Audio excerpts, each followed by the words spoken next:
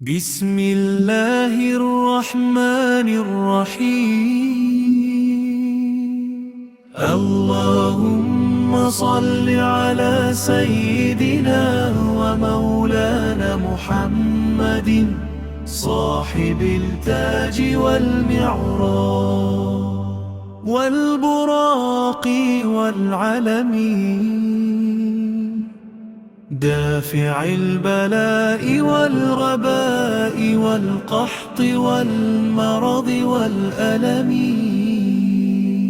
اسمه مكتوب مرفوع مشفوع منقوش في اللوح والقلم، سيد العرب والعجم.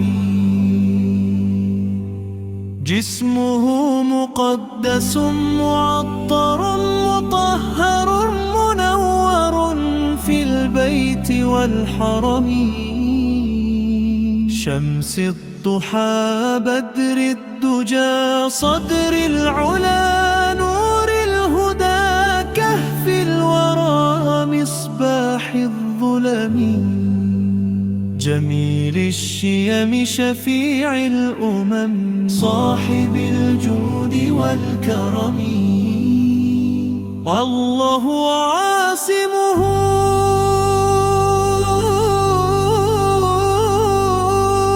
وجبريل خادمه،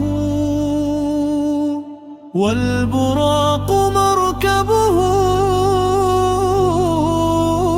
والمعراج سفره، وسدرة المنتهى مقامه، وقاب قوسين مطلوب المطلوب مقصوده، والمقصود موجوده. سيد المرسلين خاتم النبيين، شفيع المذنبين أنيس الغريبين، راحة العاشقين مراد المشتاقين، شمس العارفين سراج السالكين، مصباح المقربين محب الفقراء والمساكين، سيد الثقلين نبي الحرمين، إمام القبلتين وسيلتنا في الدارين، صاحب قاب قوسين محبوب الرب المشرقين والمغربين، جد الحسن والحسين مولانا ومولى الثقلين، أبو القاسم محمد بن عبد الله، نور من نور الله. يا